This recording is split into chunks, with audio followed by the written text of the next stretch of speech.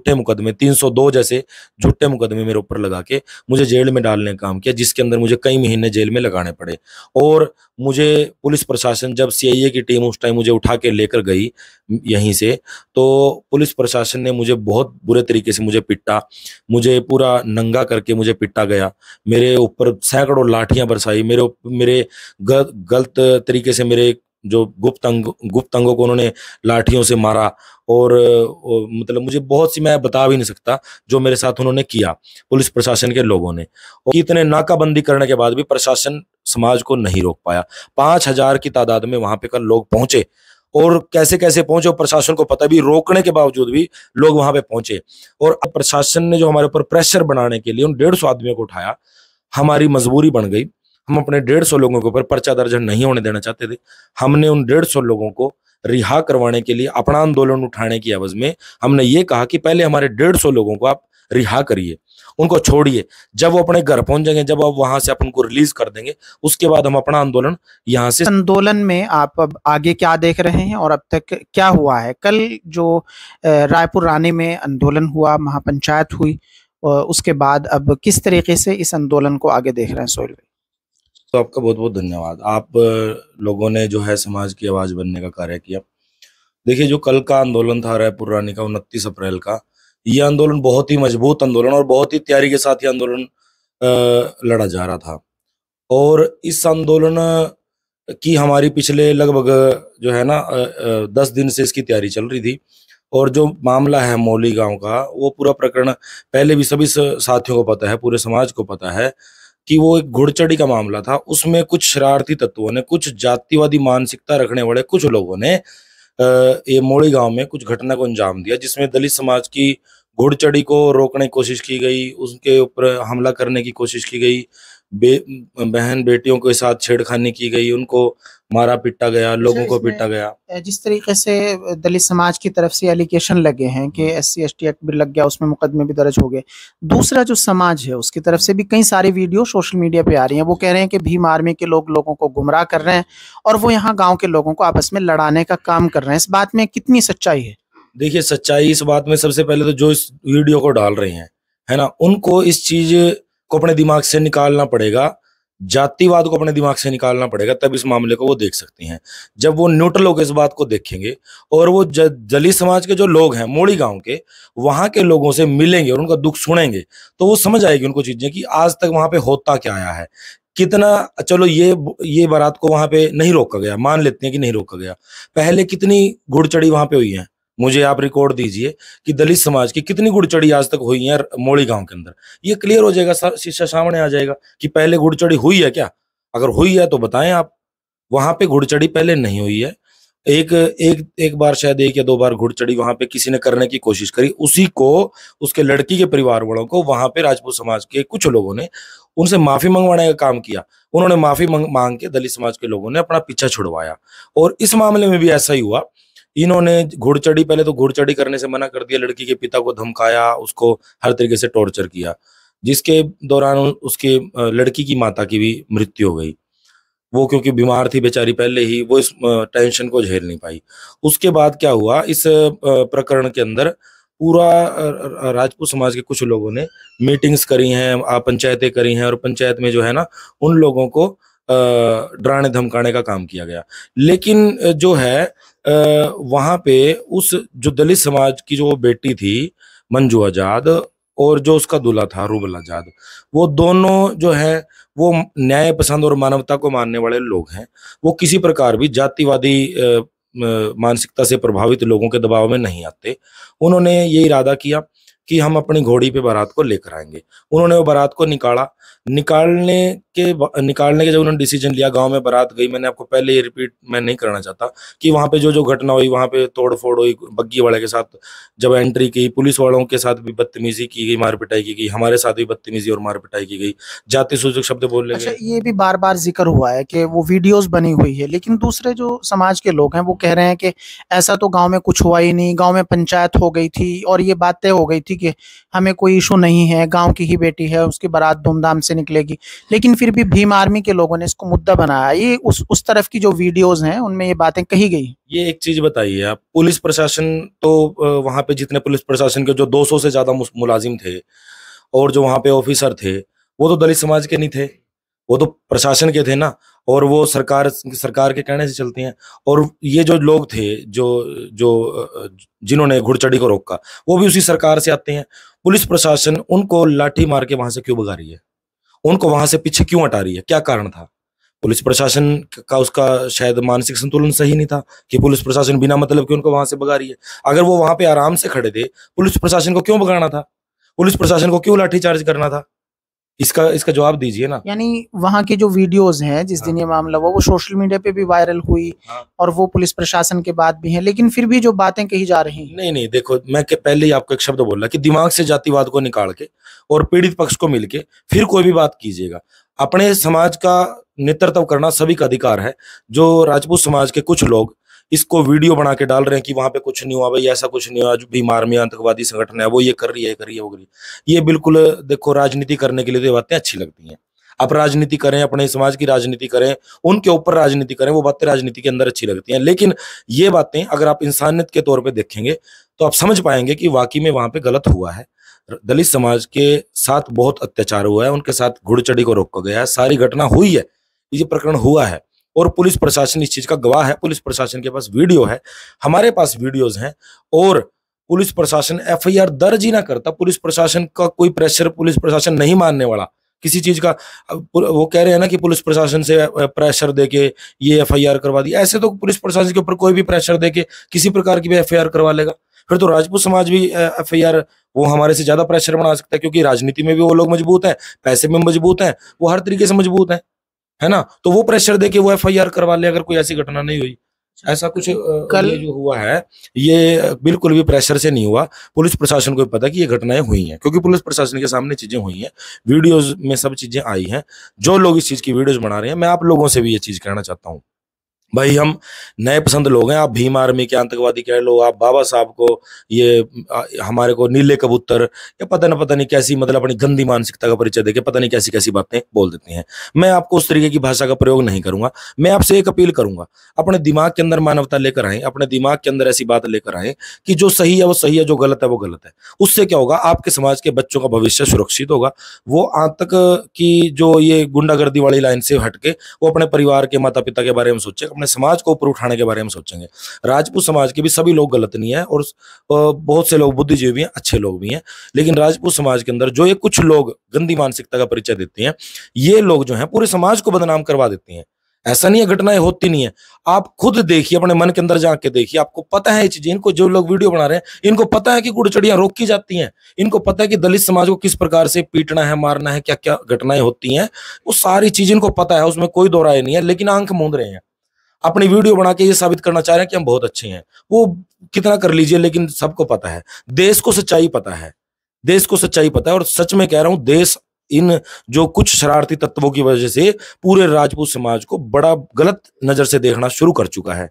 अपने अंदर सुधार कीजिए, अपने अंदर सुधार करेंगे तो भाई समाज के अंदर जो है लोग आपको अच्छे तरीके से देखना शुरू करेंगे। आप जो है महापुरुषों का नाम लेके, महाराणा प्रताप जी का नाम लेकर और तमाम महापुरुषों का नाम लेकर जो आप ये दंगा करने का काम करते हैं, ये दलित समाज को टारगेट करके उनको धमकाने का, पीटने का काम करते हैं, ये बहुत गलत है और इसके अंदर आप सुधार करने की आपको जरूरत है। अच्छा, जिस तरीके से कल प्रदर्शन हुआ, यानी वहां पे एक महापंचायत दलित समाज की तरफ से बुलाई गई, जिसका 19 तारीख को यानी 10 दिन पहले अनाउंस कर दिया था, तो प्रशासन ने वहां तक लोगों को रोकने के लिए बहुत कई जगह पे बैरिकेड लगाए। कुछ साथियों को जो भीम आर्मी से थे या जो इस प्रदर्शन को लीड कर रहे थे, उन लोगों को डिटेन भी किया, शायद 100-150 लोगों को। कुछ लेडीज माओ बहनों की भी इस तरीके की वीडियो आई कि उनको भी डिटेन किया गया। इसके पीछे क्या रीजंस हैं? प्रशासन अब कार्रवाई में क्या ढीला रवैया बरत रहा है? क्या क्या चीजें रही हैं आंदोलन? देखिए, प्रशासन में पहली बात तो ये बता देना चाहता हूँ, प्रशासन जो है वो जैसे मैंने पहले ही बताया कि उनकी सरकार है, सत्ता में वो लोग हैं इस टाइम। भाजपा सरकार के अंदर वो लोग बैठे हैं जिन लोगों ने ये घटना करी है, क्योंकि वो सारे भाजपा के लोग हैं। गांव के जो लोग हमें बता रहे हैं कि वो भाजपा के लोग हैं। और भाजपा सरकार के जो मुखिया हैं वो उनको प्रोटेक्ट करने का काम कर रहे हैं और वो प्रशासन को भी प्रभावित करने का काम कर रहे हैं। बिल्कुल क्लियर सी बात है। जिसके चलते क्या हुआ, हमने बिल्कुल संवैधानिक तरीके से, जैसे हमारी लगातार डिमांड चल रही थी भी आरोपियों की गिरफ्तारी की जाए, और आरोपियों की गिरफ्तारी प्रशासन के ऊपर दबाव डाल के गिरफ्तारी नहीं होने दी जा रही। उसके चलते हमने क्या किया, हमने डीएसपी से मिले, एसएचओ को मिले, पहले डीएसपी से मिले, उसके बाद मैडम एसपी से मिले, और जब जिले की मुखिया एसपी से हम मिले, उनके बाद उन्होंने हमारे को जो समय दिया, उसके उन्होंने 2 दिन का समय दिया, हमने उनको 10 दिन का समय दिया। और जब 10 दिन के बाद भी कोई कार्रवाई नहीं हुई तो हमने इसमें प्रोटेस्ट का जो है दिन रखा 29 अप्रैल का। हमने पूरे 20 दिन बाद इस घटना का जो है प्रोटेस्ट रखा। 20 दिन के अंदर कोई भी कार्रवाई नहीं हुई। 2 गिरफ्तारियां हुई हैं, 2 गिरफ्तारियों से अलग कोई गिरफ्तारियां नहीं हुई। लगातार गांव वालों को धमकियां दी जा रही हैं, मारने पीटने की, भी तुम फैसला कर लो वरना हम ये कर देंगे वो कर देंगे। तो गांव वाले डरे हुए हैं। तो क्या हुआ, उसमें प्रोटेस्ट रखा गया। जब प्रोटेस्ट रखा गया तो प्रशासन राजनीतिक रूप से इतना प्रभावित था, उन्होंने हमारे को लगातार जो है प्रेशराइज करने का काम किया। हमारे जो मोड़ी संघर्ष समिति है, इसके अंदर सभी संगठन हैं, इसके अंदर भीम आर्मी, इसके अंदर और भी जैसे बीएसपी और कुछ मुस्लिम संगठन हैं, कुछ हिंदू संगठनों के भी हमारे इसके अंदर साथी हैं, कुछ इसके अंदर किसान यूनियन है हमारे साथ, कुछ इसके अंदर छात्र संगठन हमारे साथ हैं। सभी प्रकार के संगठन इसके अंदर हमारे साथ हैं जो इसको इंसानियत के रूप में देखते हुए इस आंदोलन में हमारा साथ दे रहे हैं। तो उन सभी संगठनों ने मिलकर जो है इस आंदोलन को लड़ने की कोशिश की।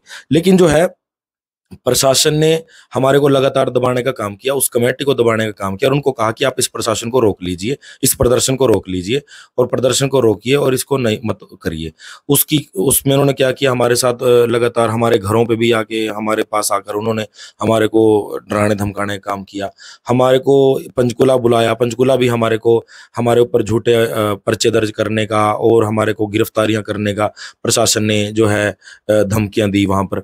और जब उनकी धमकियों से हम नहीं डरे, हमने कहा कि भाई हमें या तो आप गिरफ्तारियां कर लीजिए या हमारी जो हमारी डिमांड्स है वो पूरी कर दीजिए, हमारी गिरफ्तारी जो आरोपियों की गिरफ्तारियां कर लीजिए, हम ये प्रदर्शन नहीं करेंगे। अगर आप ये चीज नहीं करते तो समाज को संवैधानिक रूप से प्रदर्शन करने दीजिए।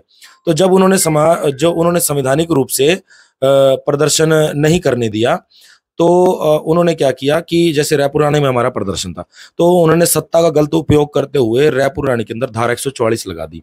धारा 144 लगा दी, जिसके चलते उन्होंने क्या किया, जो हमारे जितने भी साथी प्रोटेस्ट में पहुंचने थे उनको सबको जो भी पहुंचते रहे उनको गिरफ्तार करती ही पुलिस, और गिरफ्तार करके उनको थानों के अंदर जेलों के अंदर भरने का उन्होंने काम कर दिया।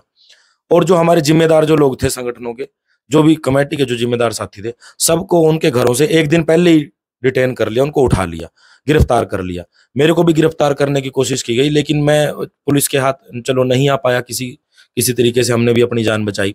और हमें आंदोलन में पहुंचना था, हमने तय कर रखा था, और पुलिस प्रशासन को लगातार जो 2 दिन से धमकियां दे रहे थे, हम ये चीज कह चुके थे भी हम आपके दबाव से डरते नहीं है, हम आपके डराने से दबते नहीं है, और आप गिरफ्तार करो चाहे कुछ करो, हम आंदोलन में पहुंचेंगे। तो हमने ये तय हमारे दिमाग में था कि हमें गिरफ्तार करने की कोशिश करेंगे, इसलिए हम घर से पहले ही साइड हो चुके थे। हम आंदोलन में पहुंचे, जैसे तैसे करके आंदोलन में पहुंचे, आंदोलन किया, लेकिन बहुत से साथियों को, लगभग 150 के आसपास साथियों को गिरफ्तार किया गया, जिसमें महिलाएं भी थी, और उनके साथ मार पिटाई भी की गई पुलिस द्वारा। ये पूरा राजनीति से प्रभावित था ये मामला। तो हमारी जो डिमांड्स थी, कल के आंदोलन की मैं बात जैसे करूंगा, कल का जो आंदोलन था, कल का आंदोलन जो, इसमें ये मैसेज मैं अपने समाज के लोगों को भी देना चाहता हूँ जो उस आंदोलन के अंदर पहुंचे, उनका धन्यवाद करते हुए कि इस आंदोलन में इतनी ज्यादा शक्ति होने के बावजूद वो इस आंदोलन के अंदर पहुंचे, उनका सबसे पहले तो मैं दिल की गहराइयों से धन्यवाद करता हूं कि वो सभी सैल्यूट के पात्र हैं, वो सभी इस आंदोलन में पहुंचे। सभी को बहुत बहुत धन्यवाद और सैल्यूट है मेरी तरफ से। उसके बाद इस आंदोलन को हम बड़ी मजबूती से लड़ रहे थे, इस आंदोलन को बड़ी मजबूती से लड़ते हम बहुत अच्छे तरीके से चल रहे थे, लेकिन साथियों इस प्रशासन ने हमारे को जो है उस आंदोलन को कमजोर करने के लिए क्या किया, हमारे लगभग 150 साथियों को गिरफ्तार कर लिया, जेलों में डाल दिया, अपने अलग अलग थानों में बंद कर लिया। उनके जो व्हीकल्स थे, उनकी जो साधन थे, मोटरसाइकिल, कार, ट्राली, ट्रैक्टर जो भी थे, उनके वो उन्होंने जब्त कर लिए। पुलिस प्रशासन ने जब्त कर लिए। जब हम पूरा आंदोलन हमारा पीक पे था, हमारी पब्लिक जो है हजारों की संख्या में वहां पहुंची, वहां पे लगभग 5000 लोग थे, और जो लोग पुलिस प्रशासन के दबाव से बचते बचाते जैसे वहां पहुंचे, तो उन लोगों का पूरा प्रेशर था और पूरा वो आंदोलन के लिए ये था कि हम 10 दिन चलाना पड़े, इस आंदोलन को हम चलाएंगे। लेकिन प्रशासन ने जो हमारे 150 लोगों को गिरफ्तार किया, पहुंचने तो वहां पे हमारे लगभग 10,000 के आसपास हमारी थी कि 10,000 के आसपास हमारे लोग पहुंचेंगे, लेकिन जो नाकेबंदी थी हमारे 5,000 लोग वहां पे पहुंच पाए। 150 लोग जो पुलिस ने गिरफ्तार किए।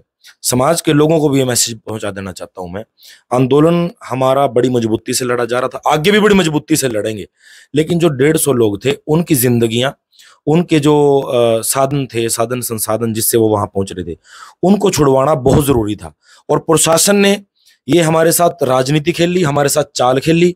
उन्होंने इस आंदोलन को कमजोर करने के लिए हमारे लोगों को गिरफ्तार किया, हमारे नेताओं को गिरफ्तार किया, हमारे साथियों को गिरफ्तार किया और हमारी महिलाओं को गिरफ्तार किया। और हमारे को उन्होंने ये एक हमारे सामने शर्त रखी कि आप लोगों का आंदोलन अगर आगे चलेगा तो हम आपके इन 150 लोगों के ऊपर पर्चा दर्ज करेंगे और उनको जेल में डाल लेंगे। ये प्रशासन ने हमें खुले रूप से बोली। और एज ए कमेटी का जिम्मेदार नागरिक होने के नाते, क्योंकि वहां पे लगभग बहुत से साथी हमारे डिटेन किए जा चुके थे और मैं, भाई अजय फिरोजपुर जी और बहुत से साथी वहां पे इस आंदोलन को जो लीड कर रहे थे, उनके ऊपर ये जिम्मेदारी बन गई थी कि इस आंदोलन को किस प्रकार से बचाया जाए, इस आंदोलन को कैसे आगे बढ़ाया जाए। अगर हमारे 150 साथियों के ऊपर मुकदमा दर्ज हो गया तो 150 साथियों के ऊपर मुकदमा दर्ज होने के बाद ये आंदोलन कमजोर हो जाएगा। आंदोलन कमजोर हो गया तो हम इस आंदोलन को आगे नहीं लड़ पाएंगे। हमने क्या किया, हमने प्रशासन ने जो हमारे ऊपर प्रेशर बनाने के लिए उन 150 आदमियों को उठाया, हमारी मजबूरी बन गई। हम अपने 150 लोगों के ऊपर पर्चा दर्ज नहीं होने देना चाहते थे। हमने उन 150 लोगों को रिहा करवाने के लिए अपना आंदोलन उठाने की एवज में हमने ये कहा कि पहले हमारे 150 लोगों को आप रिहा करिए, उनको छोड़िए। जब वो अपने घर पहुंच जाएंगे, जब आप वहां से आप उनको रिलीज कर देंगे, उसके बाद हम अपना आंदोलन यहां से स्थगित करेंगे। वैसा ही हमने किया। हमने अपने समाज के 150 साथियों का भविष्य को ध्यान में रखते हुए इस आंदोलन को वहां से उठाया। आंदोलन खत्म नहीं किया गया, ये मैं साथियों को बता देना चाहता हूं और प्रशासन को बता देना चाहता हूं और सरकार को भी बता देना चाहता हूं। हमारा आंदोलन जैसे का तैसा चलेगा। गिरफ्तारियों की जो डिमांड है, गिरफ्तारियां होंगी तब तक आंदोलन, गिरफ्तारियां जब तक नहीं होंगी आंदोलन चलेगा। और जब तक हमारी जो सभी डिमांड्स हैं वो नहीं मानी जाएंगी, वो तब तक आंदोलन चलेगा। आंदोलन रुकने वाला नहीं है। प्रशासन कुछ भी कर ले, आंदोलन रुकने वाला नहीं है। आप गिरफ्तारियां कर दीजिए, डिमांड्स पूरी कर दीजिए, हम आंदोलन अपना रोक लेंगे। हमें कोई बिल्कुल भी ऐसा नहीं है कि हम आंदोलन ऐसे भी चलाएंगे, ऐसे नहीं चलाएंगे। आप डिमांड्स को पूरी कर दीजिए, गिरफ्तारियां कर लीजिए, तो वो हमारा आंदोलन रुक जाएगा। लेकिन अगर ये नहीं होगा तो हमारा आंदोलन कंटिन्यू चलेगा। उन लोगों की जिंदगियों को ध्यान में रखते हुए, भविष्य को ध्यान में रखते हुए, क्योंकि बहुत से पढ़ने लिखने वाले बच्चे थे, बहुत से काम धंधे वाले लोग थे, उनके भविष्य को ध्यान में रखते हुए हमने इस आंदोलन को वहां से स्थगित किया थोड़े दिन के लिए। वो लोग हमारे पास जब पहुंच गए, जब हमने देखा कि हमारी जो महिलाएं गिरफ्तार कर रखी थी वो घर पहुंच गई, हमारे जो बच्चे, हमारे साथी, हमारे युवा, हमारे बुजुर्ग जो गिरफ्तार कर रखे थे, जब वो अपने अपने घर पहुंच गए, उसके बाद हमने ये निर्णय प्रशासन की बात को मानते हुए वहां पे धरना अपना स्थगित कर दिया। और ये जो पूरा आंदोलन है ये आगे कंटिन्यू चलेगा। मैं आपके चैनल के माध्यम से जनता को, अपने समाज को और प्रशासन को, राजनीतिक जो इसमें प्रेशर जिन लोगों का है उनको बता देना चाहता हूं, जब तक हमारी मांगे नहीं मानी जाएंगी ये आंदोलन आगे चलता रहेगा। आप लोग किसी प्रकार से भी दबाने का काम करें, ये नहीं दबने वाले, क्योंकि हजारों सालों से हमें दबाने का ही काम किया जा रहा है और हम हजारों सालों से हमारे को प्रताड़ित करने का काम किया जा रहा है। अब वो समय चला गया है, अब वो समय बिल्कुल नहीं रहा। इस देश के हम हर प्रकार से, इस देश के जर्रे जर्रे में हम बराबर के हिस्सेदार हैं। वो कैसे? हम आज के टाइम में कोई पेन भी खरीद रहे हैं उसके ऊपर हम टैक्स दे रहे हैं, हम गाड़ी खरीद रहे हैं टैक्स दे रहे हैं, हम कपड़ा खरीद रहे हैं टैक्स दे रहे हैं, हम घर का सामान, चीनी, तेल, कुछ भी हम खरीद रहे हैं हम टैक्स दे रहे हैं सरकार को। और टैक्स जो बीजेपी के लोग टैक्स दे रहे हैं उतना ही टैक्स हम दे रहे हैं। ऐसा नहीं है कि हमारे टैक्स में कोई माफी है या सवर्ण समाज के टैक्स में कोई माफी है। हम बराबर का टैक्स देने वाले लोग हैं। उस देश के अंदर, इस देश को बनाने में हम बराबर के हिस्सेदार हैं। तो हम इसमें बराबर की न्यायपालिका से भी उम्मीद करते हैं कि बराबर का हमें न्याय दिया जाए, हमें इस देश के अंदर बराबर का सम्मान दिया जाए। जो सवर्णों का सम्मान है वही इसमें एससी समाज का भी सम्मान उसी प्रकार से होना चाहिए। अच्छा, अब जिस तरीके से आंदोलन बिल्कुल पीक पे है, आगे किस तरीके की रणनीति रहेगी? कि आंदोलन लंबा चलेगा, या फिर प्रशासन से जो भी बातचीत हुई है वो बात कहाँ तक पहुंची है गिरफ्तारियों की, और जो दूसरी और मांगे हैं वो कहाँ तक पहुंची हैं? देखिए, इसमें हमारे बड़े भाई चंद्रशेखर आजाद जी कल इस आंदोलन में पहुंचने वाले थे, लेकिन पुलिस प्रशासन द्वारा उनको डिटेन किया गया साहा के अंदर। साहा के अंदर उनको डिटेन किया गया, उनको रोका गया, उनको मलाना फिर रेस्ट हाउस में ले जाया गया प्रशासन द्वारा, और वहां पे उनको डिटेन करके रखा 4 घंटे। 4 घंटे उनको डिटेन करके रखा, वहां से उनको आने नहीं दिया गया। तो प्रशासन के जो लोग हैं उन्होंने चंद्रशेखर भाई को भी आश्वासन दिया है ये कि आप हमें 10 दिन का समय दीजिए, और 10 दिन के अंदर हम इसमें सारी गिरफ्तारियां कर लेंगे और जो भी आपकी डिमांड्स हैं वो पूरी करेंगे। तो चंद्रशेखर भाई के आह्वान पर ही इसमें जो है जो पुलिस प्रशासन ने हमें भी ये जो आश्वासन दिया कि आप 10 दिन का समय हमें दीजिए। तो देखो, चंद्रशेखर भाई हमारे समाज के आंदोलनकारी व्यक्ति हैं, समाज के लिए लड़ने वाले वो व्यक्ति हैं, और समाज के जिम्मेदार नागरिक हैं, और जिम्मेदार पद के ऊपर वो बैठे हैं। तो समाज के लोगों ने उनकी बात को भी मानना, उनकी बात के ऊपर समाज ने फूल चढ़ाए, और उन्होंने जो प्रशासन को समय दिया है 10 दिन का, वही समय समाज ने भी दिया है कि अगर 10 दिन के अंदर आप गिरफ्तारियां नहीं करते तो 10 दिन के बाद आंदोलन बड़ा होगा। और चंद्रशेखर भाई भी इस आंदोलन के अंदर हमारे साथ हैं। मोड़ी संघर्ष समिति के साथ भाई चंद्रशेखर आजाद जी कंधे से कंधा मिला के खड़े हैं, और पूरा समाज इस आंदोलन को मिलजुल के लड़ रहा है। इसमें सभी 36 बिरादरी के लोग हमारे साथ इस आंदोलन को मिलजुल के लड़ रहे हैं। अगर हमारी मांगों को नहीं माना जाता तो 10 दिन का समय प्रशासन के पास है। 10 दिन के बाद हम अपना ठोस निर्णय लेकर और एक बड़े, इससे भी बड़े आंदोलन की हम कॉल देंगे। प्रशासन ने कल देख ही लिया कि इतने नाकाबंदी करने के बाद भी प्रशासन समाज को नहीं रोक पाया। 5,000 की तादाद में वहां पे कल लोग पहुंचे, और कैसे कैसे पहुंचे प्रशासन को पता भी, रोकने के बावजूद भी लोग वहां पे पहुंचे। और आगे भी समाज के लोग, पूरे हरियाणा के, पूरे देश के लोग इस आंदोलन के अंदर पहुंचेंगे। अगर प्रशासन किसी भी प्रकार से कोताही करता है, किसी प्रकार से प्रशासन ये कहेगा कि भाई हम कार्रवाई नहीं करते, और राजनीतिक प्रेशर मानता है प्रशासन, तो राजनीतिक लोगों को भी कह देना चाहते हैं और प्रशासन के लोगों को कह देना चाहते हैं कि आंदोलन बड़ा होगा। आप लोग अगर इन अत्याचारी जातिवादी लोगों का संरक्षण करेंगे तो आंदोलन बड़ा होगा, इसमें कोई दो राय नहीं है। आप हमारी गिरफ्तारियां कीजिए, आप हमारे ऊपर पर्चे दर्ज कीजिए, मुकदमे लगाइए, झूठे कोई भी आपको किसी प्रकार से कुछ करना है वो कीजिए, लेकिन आंदोलन बड़ा होगा। आपको हम समाज का जिम्मेदार नागरिक होने के नाते कह देना चाहते हैं कि आप गिरफ्तारियां कीजिए। हमारी समाज की जो मांगे हैं, मोड़ी संघर्ष समिति की, मोड़ी गांव के लोगों की जो मांगे हैं, उनको मानिए। अगर आप नहीं मानेंगे तो आंदोलन बहुत बड़ा होगा, और इतना बड़ा होगा वो हरियाणा सरकार के पास रोकना, उसको कंट्रोल करना बड़ा मुश्किल हो जाएगा। अच्छा, मेरा बस आखिरी सवाल है आपसे कि जब भी समाज के उत्पीड़न देखे जाते हैं, जिस तरीके की परेशानियां लगातार होती हैं, फिर उसके बाद आंदोलन किए जाते हैं, फैमिली के लोगों को डिटेन करना शुरू किया जाता है, पुलिस अपने फैमिली में आके घर वालों को तंग करने लग जाती है, उसके बाद किस तरीके की कंडीशन होती है, फैमिली का रिएक्शन, और फिर घर वाले इस मामले में किस तरीके से सपोर्टिव होते हैं और खुद को किस तरीके से मोटिवेट करते हैं ऐसे देखिए, परिवार परिवार होता है ना, और मैं और साथियों के साथ, जैसे जिन जिन को गिरफ्तार किया गया, उनके परिवारों का और शायद मेरे परिवार का हाल एक ही जैसा हो सकता है। तो मैं अपने परिवार की स्थिति बताऊंगा।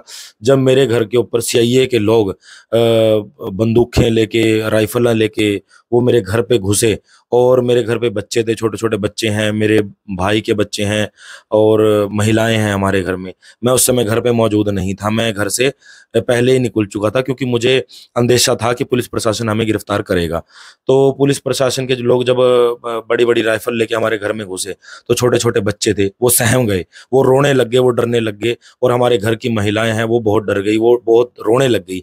और पुलिस प्रशासन के लोगों ने हमारे घरों में, हमारे सभी कमरों में, हमारे घर के जितने भी टॉयलेट तक में उन्होंने, और स्टोर रूम तक सब उन्होंने चेक किया। हमारी महिलाएं डरती रही, अगर वो उनको रोक रही थी तो वो उनको डांट रहे थे।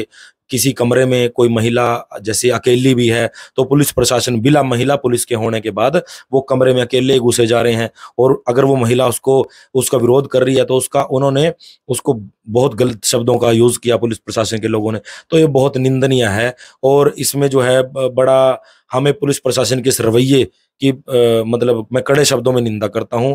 और भविष्य में अगर इस प्रकार की कोई घटना होती है तो पुलिस प्रशासन जो है हम इसके खिलाफ भी बड़ा आंदोलन करने की जो है कार्रवाई करेंगे। और इसी हमारे घर पे क्या हुआ, पुलिस प्रशासन ने इसी प्रकार से घर वालों को परेशान करने का काम किया। और मेरे जो दो बड़े भाई हैं, मैं एक अकेला व्यक्ति समाज के आंदोलन में अपने परिवार से चलता हूं। मेरे बाकी परिवार के जो व्यक्ति हैं वो अपने काम धंधे में व्यस्त हैं, समाज के साथ जुड़े हुए वो लोग हैं, समाज की चिंता करते हैं। और इन जो ये धमकियों से और इन पुलिस प्रशासन के लोगों से या पर्चों से वो डरने वाले लोग नहीं है। क्यों नहीं है, मैं ये बता देना चाहता हूँ। क्योंकि इसी पुलिस प्रशासन ने आज से 8 साल पहले मेरे ऊपर झूठे मुकदमे लगाए। मैं एक पढ़ने लिखने वाला बच्चा था अपने समाज अपने परिवार का, और मैं किसी प्रकार से किसी इसमें गुंडागर्दी वाली इसमें कोई मेरा आज तक कोई पर्चा नहीं है दर्ज, पहले कुछ नहीं है। लेकिन पुलिस प्रशासन ने दूसरे लोगों के कहने से और राजनीतिक दबाव में मेरे ऊपर झूठे मुकदमे 302 जैसे झूठे मुकदमे मेरे ऊपर लगा के मुझे जेल में डालने का काम किया, जिसके अंदर मुझे कई महीने जेल में लगाने पड़े। और मुझे पुलिस प्रशासन जब सीआईए की टीम उस टाइम मुझे उठा के लेकर गई यहीं से, तो पुलिस प्रशासन ने मुझे बहुत बुरे तरीके से मुझे पिटा, मुझे पूरा नंगा करके मुझे पिटा गया। मेरे ऊपर सैकड़ों लाठियां बरसाई, मेरे गलत तरीके से मेरे जो गुप्त अंगों को उन्होंने लाठियों से मारा। और मतलब मुझे बहुत सी, मैं बता भी नहीं सकता जो मेरे साथ उन्होंने किया पुलिस प्रशासन के लोगों ने। और ये सारी चीजें हम झेल चुके हैं, पुलिस प्रशासन का जो बर्ताव है हम झेल चुके हैं, मेरे परिवार ने झेला है। मेरा परिवार पूरा का पूरा परिवार घर से फरार रहा, पुलिस प्रशासन ने बहुत परेशान किया। मेरे पिताजी की मृत्यु को उस टाइम 10 से 12 दिन हुए थे जब पुलिस प्रशासन ने मेरे साथ ये अत्याचार किया। हमारे घर से मतलब उस टाइम दरिया भी नहीं उठी थी जब ऐसी घटना मेरे परिवार के साथ इन लोगों ने करी। मेरे परिवार से मातम जो है वो खत्म नहीं हुआ था जब पुलिस प्रशासन ने मेरे साथ इस प्रकार का जो भी हरकतें जो मेरे साथ की, जो अत्याचार मेरे साथ किया, उस समय मेरे परिवार में बहुत बड़ा दुख था। लेकिन मेरे पूरा परिवार उस समय, इन लोगों ने, मेरा पूरा परिवार घर से बाहर रहा, फरार रहा। मतलब ये सारी चीजें मेरा परिवार झेल चुका है। तो आज के टाइम में मेरा परिवार इन चीजों से नहीं डरता। लेकिन कहीं ना कहीं महिलाएं, बच्चे देखो, वो कहीं ना कहीं इन चीजों से परेशान होते हैं और वो डर जाते हैं। तो ये पुलिस प्रशासन जब बंदूकें लेके, बड़ी बड़ी राइफल लेके ऐसे घर में घुसता है जैसे हम आतंकवादी हों, ऐसे ट्रीट करता है जैसे हमने पता नहीं कितना बड़ा अपराध कर दिया हो। अपने समाज की आवाज उठाना कोई अपराध अगर है तो शायद मैं अपराधी हो सकता हूं। अगर अपने समाज की बहन बेटी जिनके साथ छेड़खानी हुई या जिस बेटी की बारात रोकी गई, अगर उसके आरोपियों को गिरफ्तार करवाने के लिए अगर आवाज उठाना अगर कोई आतंकवादी की श्रेणी में आता है तो शायद मैं आतंकवादी हूं। ऐसा जो है पुलिस प्रशासन। उसके बाद जब ये कल की जो घटना है, पुलिस प्रशासन जब मेरे घर पे आया, तो जब मैं पुलिस प्रशासन को घर नहीं मिला तो मेरे जो 2 भाई हैं, बड़े भाई, जो काम धंधा करने वाले हैं, जो आंदोलन वगैरह में नहीं जाते, उनको पुलिस प्रशासन ने गिरफ्तार कर लिया।